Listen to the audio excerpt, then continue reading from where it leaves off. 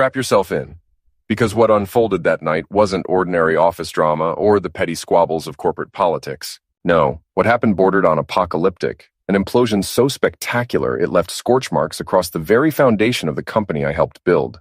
For 7 grueling years, Richardson Tech wasn't just my workplace.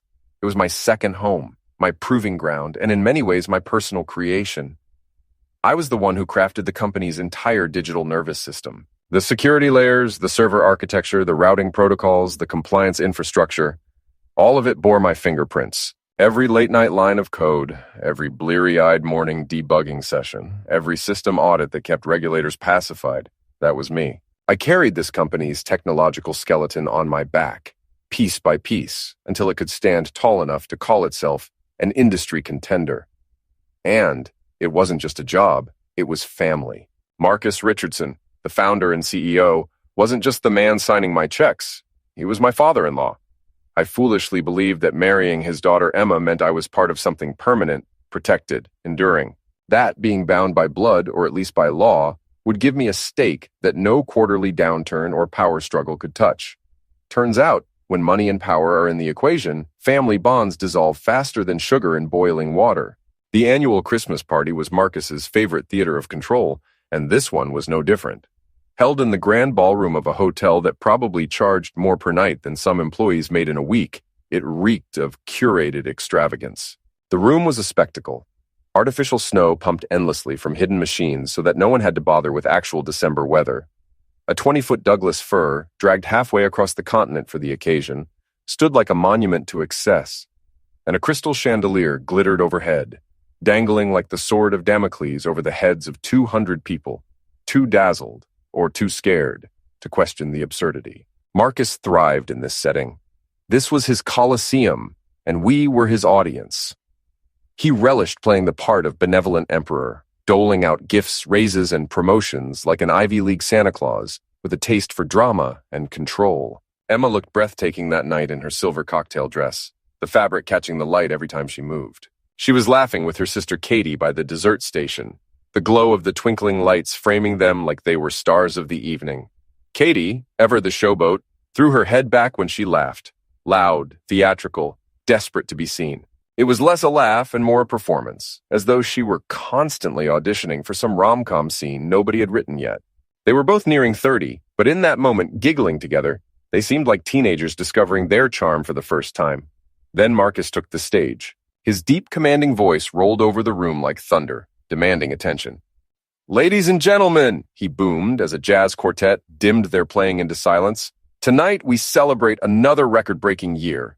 The words echoed against the ballroom walls while a projector behind him displayed the Richardson Tech logo, decked out in festive red and green. Subtlety had never been part of Marcus's vocabulary. I clenched my glass tighter because I knew what was coming. That record-breaking year was built on my designs, my middleware, my systems architecture, my compliance frameworks. The hours I poured into this company would make a banker blush. My sacrifice bought this success, and here he was, standing at the helm, taking a bow for work he didn't understand and could never have executed. His voice could sell glaciers to penguins, and the crowd adored him for it. Then came the main performance. Katie was called to the stage, and Marcus unleashed his syrup-coated speech about family values. That phrase, family values, was his favorite shield and weapon. To him, it meant nothing more than being born into his bloodline and smiling pretty for the cameras. Katie ascended to the spotlight with a squeal so piercing it nearly cracked glass. She actually skipped, toward Marcus, as though she'd been handed a ticket to the prom of her dreams. The crowd erupted in applause, flashes from cameras exploding in every direction. Phones rose above heads to record the moment for Instagram and corporate newsletters alike. Katie opened the ribbon-wrapped box with all the flair of a Broadway actress, gasping loudly at the sleek BMW key fob inside. The performance was flawless. Never mind the truth, that she'd been behind the wheel of luxury cars since she was 16. To the crowd, this was a story of merit rewarded. A hardworking young executive praised for her innovative thinking, promoted to vice president of marketing strategy. I almost choked on my drink. VP of marketing strategy. Katie, who had spent the last 6 months littering LinkedIn with motivational quotes and calling it market research. Katie, who thought pivot was a basketball move and synergy was a trendy exercise class. Yet here she was, elevated to senior leadership because she shared Marcus's DNA. Confetti cannons exploded like fireworks, showering the room with silver and gold. Streamers clung to tuxedos and dresses, landing in drinks and desserts. A piece shaped like a star floated down into my whiskey sour. I plucked it out and flicked it to the floor, where it joined thousands of others carpeting the marble in a glittering display of corporate theater. Across the ballroom, Emma's eyes found mine. She gave me that look, the one that was equal parts warning and plea. Don't ruin this moment. Don't embarrass me. Be happy for Katie.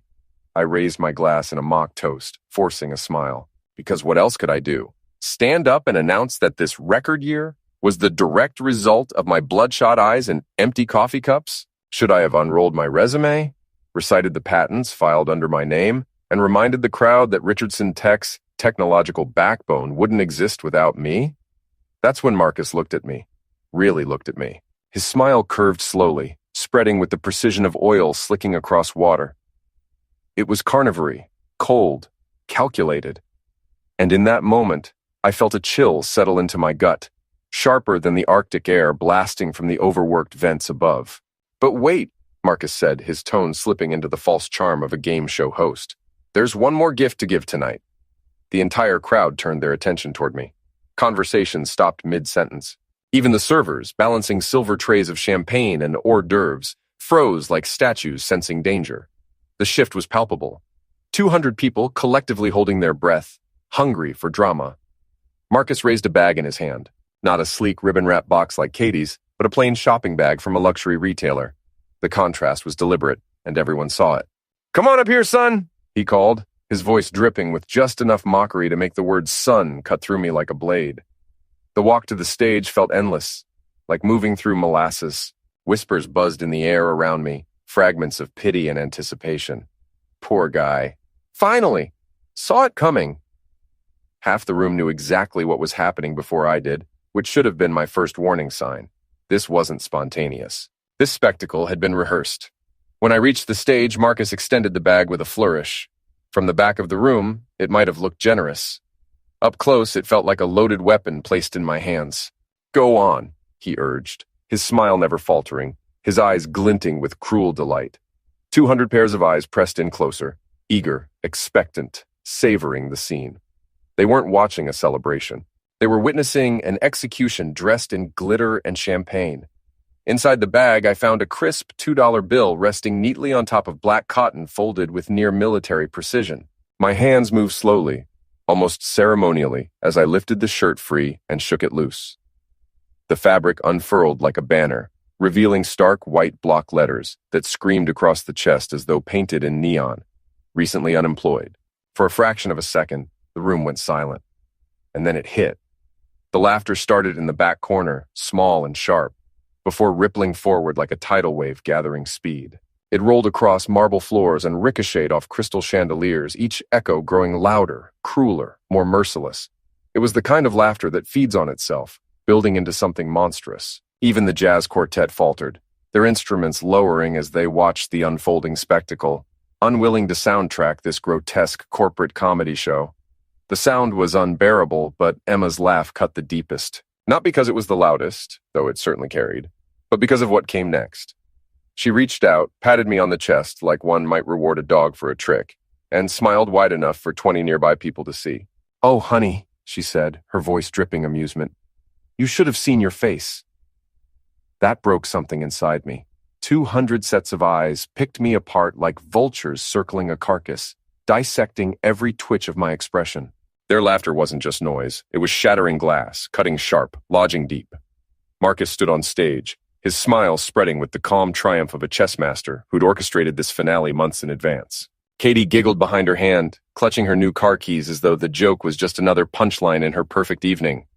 The smart move, the expected move, would have been to play along, toss out some quip, shrug it off, make a self-deprecating joke about finally having time for fishing, or how Emma wouldn't be able to complain about me working late anymore. Turn humiliation into crowd-pleasing humor, give them what they wanted, and limp away with whatever scraps of dignity were left.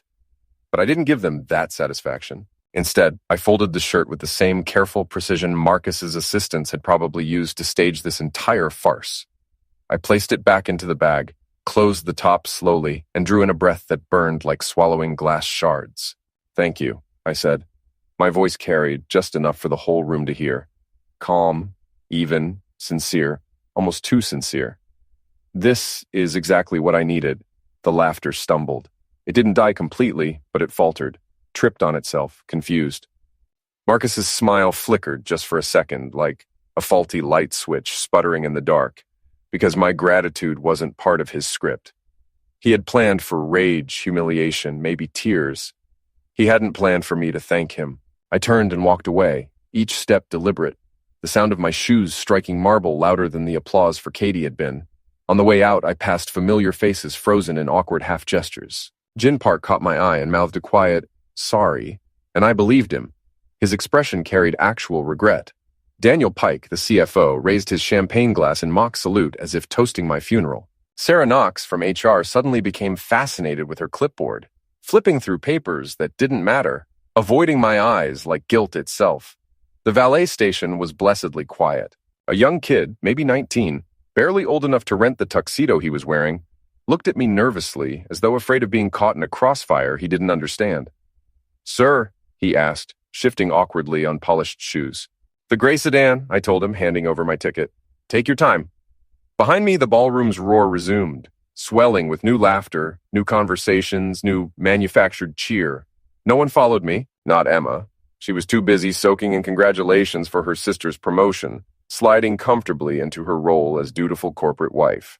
No one checked on me, no one asked questions. My downfall had already been swallowed by the party, digested by the machine of Richardson Tech's endless pageantry. But as I waited for my keys to jingle into my palm, something unexpected happened. I started smiling. It wasn't forced. It wasn't bitter. It was the kind of smile that comes when you know something the rest of the world doesn't. Because they thought this was the end of my story. They thought their public execution had buried me. What they couldn't possibly realize was that this was only the opening act. What Marcus Richardson was about to learn, what all of them were about to learn, was that their disposable son-in-law had been preparing his own endgame for a long, long time. For 18 months, I'd been quietly filing patents under my own name. Every submission was perfectly legal, perfectly documented, handled by the same intellectual property firm that managed Richardson's work. They kept clients sealed in separate silos to prevent conflicts of interest. Ironically, that very structure made my independence invisible. They had no clue about North Star Systems, the modest LLC I had registered in a forgotten part of town. From the outside, it looked like a failing startup, just a brick building with peeling paint, cracked asphalt in the parking lot, weeds pushing stubbornly through broken concrete. A flickering streetlight buzzed outside like it hadn't been replaced since the Clinton years. But behind those tired walls lived servers humming with quiet intensity, machinery that contained enough digital dynamite to gut Richardson Tech from the inside out. They didn't know about the back doors, what I called eliminate switches, that I had embedded in every mission-critical system. They looked like standard administrative pathways, the kind of thing any IT team would glance at and dismiss. But they were more than that. They were my insurance policy, hidden levers that gave me control if the company ever tried to cut me loose. Most importantly, they didn't know about the federal logistics contract, the golden prize Marcus flaunted as proof of Richardson Tech's rise into government contracting royalty. That contract depended entirely on my compliance audit engine, a system they were only borrowing on a temporary license. A license set to expire at midnight on December 31st. Unless Richardson met a series of strict payment and security requirements they had been casually ignoring for 6 months, the entire deal would collapse under its own weight. I had documented every violation with the precision of a lawyer building a case. That night, as I steered my sedan toward the shabby brick building I now thought of as headquarters, I felt alive in a way I hadn't in years. The glow of streetlights smeared across my windshield. My phone buzzed nonstop with texts from the party. Daniel Pike sending a martini emoji paired with a crying, laughing face. Sarah Knox's attempt at sympathy with a thinking of you message, and prayer hands, junior engineers sending variations of dude, brutal, or sorry, man. I silenced them all with one button press. Because I didn't need sympathy now. Where were these people when Marcus staged my public downfall? Where were they when I was being humiliated in front of 200 witnesses, their eyes locked on me, their mouths sealed shut? They were too worried about their own positions, their own survival to speak up. Fine, let them laugh. Let them believe I was finished. By the time I was done, they would learn the truth. Marcus Richardson hadn't buried me that night. He had only given me the stage to prepare his ruin. At exactly midnight, I clicked send on the license termination email I'd been perfecting for months. Every word chosen for maximum legal impact and minimum emotional satisfaction. The subject line was beautifully bland. Notice of license termination due to covenant breach. Somewhere across the city, Marcus's phone was lighting up with automated alerts from systems he probably didn't even know existed. Security protocols failing, database connections timing out, the compliance audit engine that kept his precious federal contract valid going dark like someone had pulled the plug on his corporate life support. Miguel Santos from Tech Vantage Labs had been quietly recruiting me for months with offers that would make grown men weep. His text came through at 12:01 a.m. Weather looks clear. Our old college code phrase meaning all signatures were in place, legal documents filed, chess pieces positioned for checkmate. The beauty of being underestimated is that it gives you room to maneuver. While Marcus was busy playing CEO and Emma was shopping for designer handbags, I'd been building something they didn't even know existed. Something clean, something legal, something that would make tonight's party trick look like amateur hour. The next morning felt like Christmas and the Super Bowl rolled into one beautiful, career-destroying package. Bloomberg ran breaking news before most people had their coffee. Richardson Tech facing compliance crisis following sudden software license revocations. Their stock was halted pending investigation into what federal officials described as potential non-compliance with security protocols required for government contracts. But wait, it got better. Harper Reid's investigative piece on Daniel Pike ran that same morning, front page of the business section. She'd been circling Daniel like a shark that smelled blood but couldn't locate the source. The documentation package I'd provided her was Christmas morning for investigative journalists. Travel expenses that would make Saudi princes blush. Vendor contracts with shell companies existing only on paper. Email chains showing Daniel pressuring suppliers into marketing rebates that looked suspiciously like kickbacks when you actually did the math. My personal favorite was his daughter's private school tuition being written off as executive education expenses, because apparently advanced finger painting at Manhattan Prep Academy was crucial to Richardson's corporate strategy. The Securities and Exchange Commission announced a preliminary inquiry within hours. Martha Stewart went to prison for less. My phone exploded with panic texts from the Richardson corporate family. Gin Park, emergency board meeting in 1 hour. Systems degrading. Marcus screaming at IT about turning things off and on again. Some random engineer. Everything's falling apart. Half the servers throwing error messages. Database connections failing. Even Sarah from HR. Marcus screaming, Daniel sweating bullets, Katie locked in her office crying. Katie crying. The same Katie who'd squealed with delight over her unearned BMW was now realizing that jokes have consequences when you're dealing with someone who knows where all the digital bodies are buried. Emma finally texted around noon. What did you do? I stared at her message for 10 minutes, typing and deleting responses. Everything from detailed explanations of patent law to simple statements about what happens when you treat talent like it's disposable and assume loyalty means stupidity. I went with the truth. I stopped letting people laugh while standing on my work. Marcus called at exactly noon because apparently, even in the middle of corporate meltdowns, the man still believed in power lunch timing. His voice had that dangerous quiet quality rich people use when they're trying not to scream at the help in public. You come here now, he said, not bothering with pleasantries or basic human decency. Just a direct command from the lord of the manor to his rebellious peasant. No, I said, and the silence that followed was so complete I could practically hear his brain short-circuiting. But I'll meet you in the lobby in an hour. Bring your lawyer. The lobby meeting was absolutely beautiful. Priya Patel, my intellectual property lawyer, arrived looking like the kind of attorney who charged $400 an hour and earned every penny through pure competence and calculated ruthlessness. She carried documentation that could end Marcus's career and probably his legacy. Marcus showed up with his own legal team, 3 guys in identical suits who looked like they'd been cloned in some corporate law laboratory. Behind them shuffled Daniel Pike, looking like a man who'd spent the morning getting acquainted with federal investigators and their pointed questions about creative accounting practices. This is what's going to happen, Marcus started, trying to project authority that worked on board members and government contractors. You're going to undo whatever technical tantrum you threw last night. We'll pretend this never happened, and maybe we'll discuss bringing you back at reduced salary. Reduced salary. His entire company was circling the drain. Federal investigators were probably setting up camp in his CFO's office, and he was still trying to negotiate from a position of strength he absolutely didn't have. Counteroffer, I said, opening Priya's folder and laying out documents like dealing cards in a poker game where I held all the aces. Patent applications, license agreements, payment default notices, security breach reports I'd been filing for months while they ignored every recommendation, cease and desist orders that had already been served. The paper trail was so complete, it could have been used as evidence in business school about how not to manage intellectual property relationships. Marcus's face went through about 15 different colors before settling on a shade of pale that matched the marble floors, where his employees had laughed at my humiliation just 18 hours earlier. That's when Katie stumbled in, mascara smudged like she'd been crying for hours, looking like a kid who'd just learned that actions have consequences in the real world. "Can't you just make this go away?" she pleaded, and the desperation in her voice was almost enough to make me feel sorry for her. Almost. "Make what go away, Katie? The patents I filed legally? The contracts your father breached systematically? The federal investigation into Daniel's creative bookkeeping? Or just the fact that your family thought you could humiliate me in front of 200 people and I'd keep building your empire for free?" Emma appeared behind them like a ghost at her own funeral, still wearing that silver dress from the party, because apparently crisis management didn't require costume changes. Her arms were folded across her chest in that defensive posture she used when she knew she was wrong, but wasn't ready to admit it. "We're family," Marcus tried one more time, like magic words that would undo 18 months of careful legal preparation and documented covenant breaches.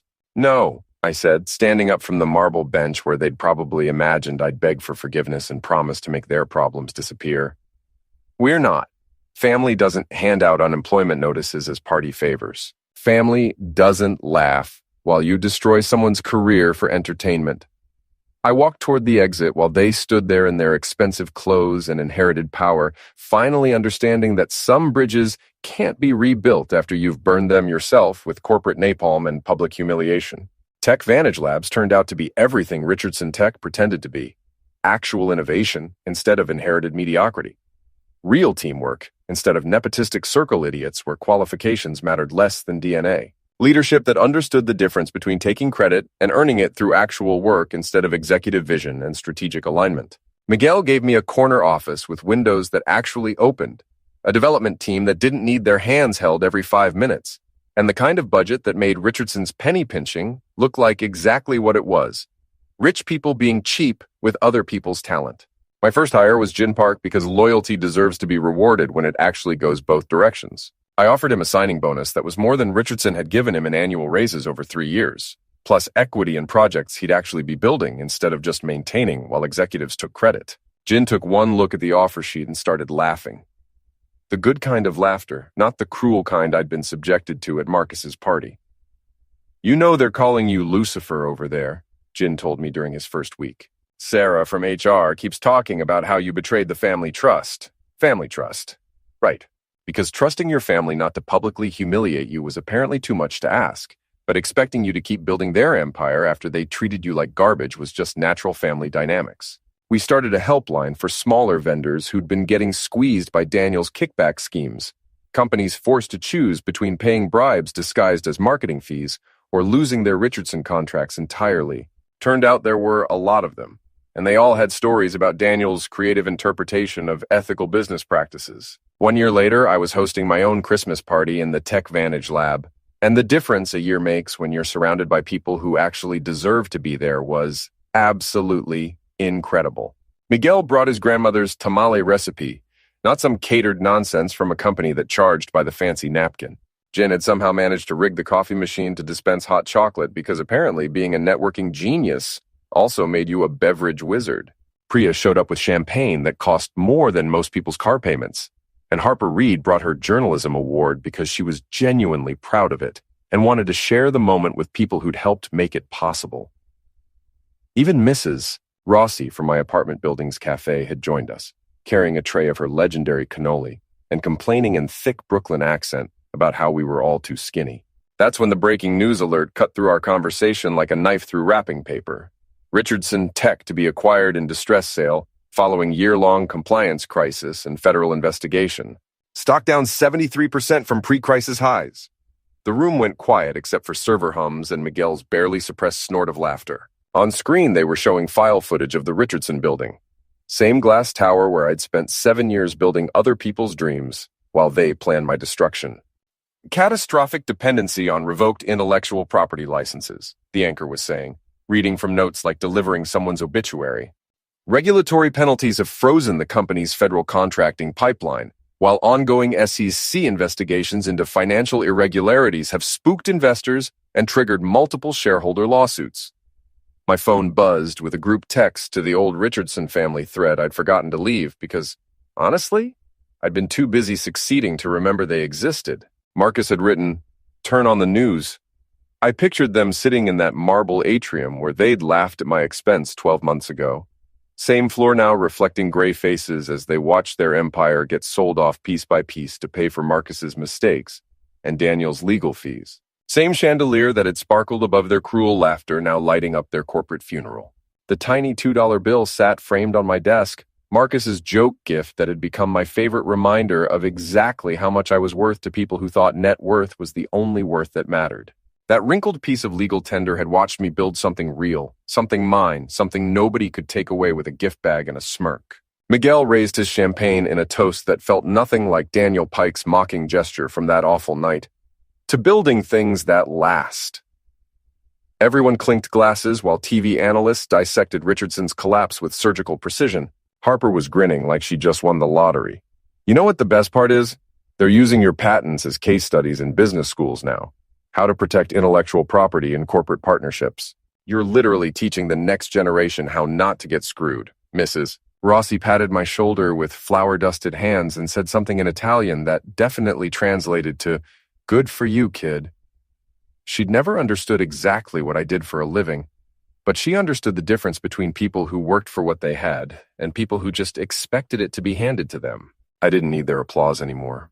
Didn't need Marcus's approval or Emma's validation or Katie's fake friendship. I had something infinitely better. A team that respected my work, a future I'd built with my own hands, and the satisfaction of knowing they'd finally learned what value actually looks like.